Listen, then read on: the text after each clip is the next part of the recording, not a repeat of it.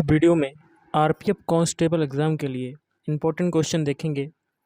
तो video start करने से पहले आप लोगों से एक बात कहूँगा, जो लोग नए हैं तो प्लीज़ चैनल को ज़रूर सब्सक्राइब कर लें। चलिए स्टार्ट करते हैं। तो आज के सेशन में पहला क्वेश्चन है, राउरकेला इस्पात संयंत्र कौन से देश के तकनीकी सहयोग से इसका निर्माण किया गया? तो ये हो जाएगा जर्मनी के सहयोग से इसका निर्माण किया गया। सरकार का संसदीय स्वरूप किस देश के संविधान से लिया गया है? तो ये हो जाएगा यूनाइटेड किंगडम, या आप कह सकते हैं यूके। सिंधु घाटी सभ्यता के कौन से स्थल से पुजारी राजा की मूर्ति मिली है? तो देखिए ये मिली है मोहनजोदड़ो से, मोहनजोदड़ो।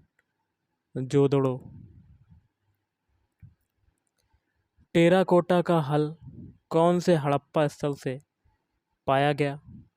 तो ये हो जाएगा बनावली, हरियाणा। बनावली से पाया गया है, जो कि कहाँ पड़ता है? ये पड़ता है आपका हरियाणा। केंद्र सरकार के लिए कौन सा राजस्व का एक स्रोत नहीं है? तो ये हो जाएगा स्टाम्प शुल्क, स्टाम्प शुल्क। विच्छेद नेता का सिद्धांत का जो दूसरा नाम है तो वो क्या है? पृथक्करणीयता का सिद्धांत। देखिए इसका जो मेन काम होता है, इस सिद्धांत का जो काम होता है, संविधान में निहित मौलिक अधिकारों की रक्षा करना होता है। अगला है, पुर्तगाली भारत के कौन से वायसराय ने गोवा पर कब्जा किया था? देखिए गोवा पर कब्जा किया गया था 1510 में, और किसके द्वारा? अफोंसो दे अल्बुकर्क। रजिया सुल्तान किसकी पुत्री थी? तो ये थी इल्तुतमिश की, इल्तुतमिश। अगला है, मकर संक्रांति में किसकी पूजा होती है? तो ये पूजा होती है सूर्य की पूजा होती है। भारिया जनजाति का लोकप्रिय जो नृत्य है वो कौन सा है? तो वो हो जाएगा बादाम। 2011 की जनगणना के आधार पर किन राज्यों की साक्षरता दर जो है सबसे कम है? तो देखिए ये हो जाएगा बिहार व राजस्थान।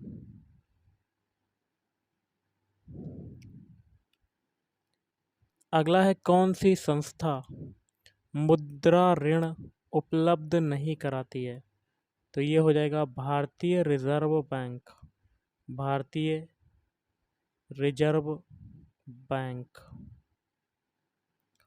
स्वामी विवेकानंद के गुरु का नाम बताओ।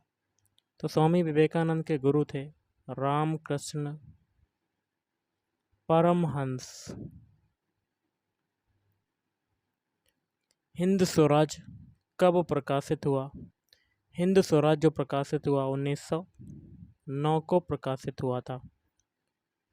अगला है, कौन सा अधिकार भारत में कहीं भी रहने और बसने का उपबंध करता है? तो ये हो जाएगा स्वतंत्रता का अधिकार। स्वतंत्रता का अधिकार जो है वो भारत में कहीं भी रहने और बसने का उपबंध कराता है। ओके। कौन से हड़प्पा स्थल में पोतगाह जैसी संरचना मिली है? तो ये हो जाएगा लोथल। क्या हो जाएगा? लोथल। सुंदरबन डेल्टा के निर्माण में कौन सी नदियाँ अपना योगदान करती हैं या योगदान देती हैं? तो गंगा, ब्रह्मपुत्र और उनकी जो सहायक नदियाँ हैं वो सुंदरबन डेल्टा के निर्माण में अपनी भूमिका अदा करती हैं। किताब उल हिंद की जो रचना है वो किसने की? तो ये की है अल बरूनी ने। इसके बारे में कुछ इम्पोर्टेंट पॉइंट जान लेते हैं। देखिए किताब उल हिंद को 80 अध्यायों में विभाजित किया गया है। ब्रह्मगिरी की पहाड़ियों से निकलने वाली नदी का नाम बताओ। तो देखिए ब्रह्मगिरी की पहाड़ियों से कौन सी नदी निकलती है? कावेरी नदी निकलती है। कौन सी नदी निकलती है?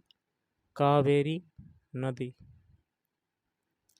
मुद्रा का वेग अधिकांशतः कौन सी समय अवधि में स्थिर होता है? तो देखिए ये हो जाएगा अल्प अवधि में स्थिर होता है मुद्रा का वेग। कौन सा भौतिक कारक भारत की जनसंख्या वितरण को प्रभावित नहीं करता? तो ये हो जाएगा औद्योगिकरण। औद्योगिकरण।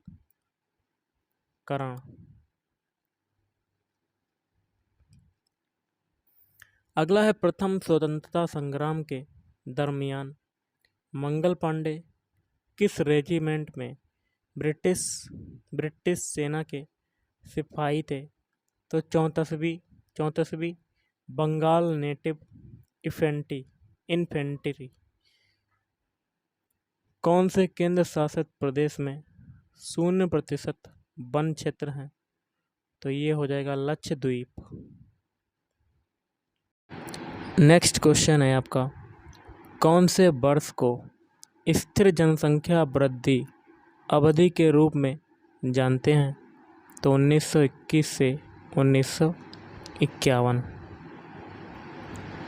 Rhythmic echoes and reflections Kathak जो पुस्तक है वो किसने लिखी? तो ये लिखी है शोभना नारायण। शोभना नारायण। कौन से प्रोटीन से बाल बने होते हैं? तो ये हो जाएगा केराटिन।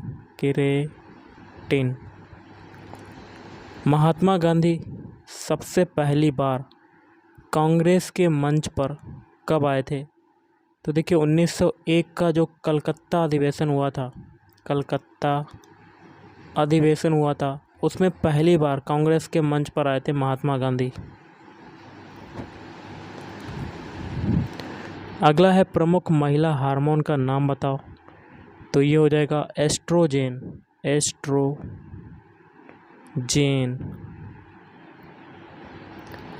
हॉर्नबिल उत्सव कहाँ पर मनाया जाता है? तो ये मनाया जाता है नागालैंड में। नागालैंड। भारत में 1960 में गहन कृषि विकास के लिए कौन सा कार्यक्रम चलाया गया? इंसेंटिव एग्रीकल्चर जिला प्रोग्राम। एकमरा उत्सव कहाँ पर मनाया जाता है? एकमरा उत्सव मनाया जाता है ओडिशा में मनाया जाता है। ओडिशा। अगला हरिके बैराज जो है वो कौन से राज्य में स्थित है? तो हरिके बैराज जो है वो पंजाब में स्थित है और हरिके बैराज से यहाँ से क्या निकलती है? इंदिरा गांधी नहर निकलती है। सुरेश तेंदुलकर समिति ने किस वर्ष अपनी रिपोर्ट पेश की? तो ये हो जाएगा 2009 में। अगला है करगम कहाँ का लोक नृत्य है? तो ये हो जाएगा तमिलनाडु। यामिनी रेड्डी कौन से नृत्य से संबंधित हैं? तो ये हो जाएगा कुचिपुड़ी नृत्य से संबंधित है। फूल देई त्योहार कहाँ के लोग मनाते हैं? तो ये मनाते हैं उत्तराखंड के लोग मनाते हैं फूल देई त्योहार। नीति आयोग का गठन कब किया गया? नीति आयोग का गठन किया गया 2015 में। हरित क्रांति की प्रस्तुति में किसने अपनी अहम भूमिका निभाई थी? तो एम.एस. स्वामीनाथन।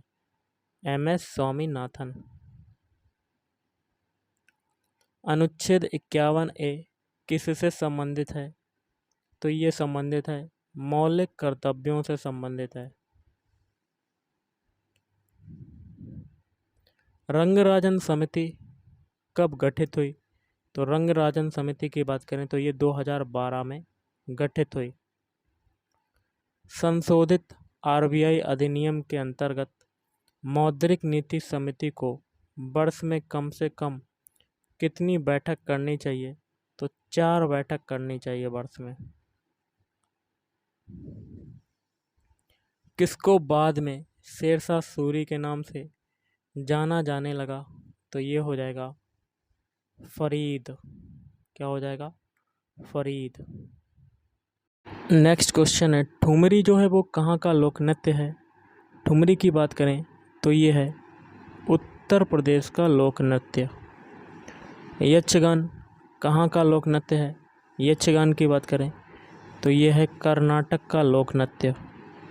द्रव्यमान संरक्षण का जो नियम है वो किसने दिया? तो वो दिया लेवोजियर ने। लेवोजियर। अगला है, भारत की मौद्रिक नीति समिति में सदस्यों की संख्या बताओ। तो सदस्यों की संख्या टोटल है 6।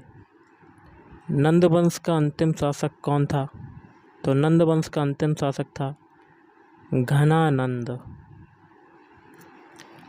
रासलीला नृत्य कहाँ का है? तो रासलीला नृत्य की बात करें तो ये है उत्तर प्रदेश का। ओके, तो गाइस आज के इस वीडियो में इतना ही। अगर आपको वीडियो पसंद है, वीडियो को लाइक करें, शेयर करें और चैनल को भी सब्सक्राइब करें। Thank you.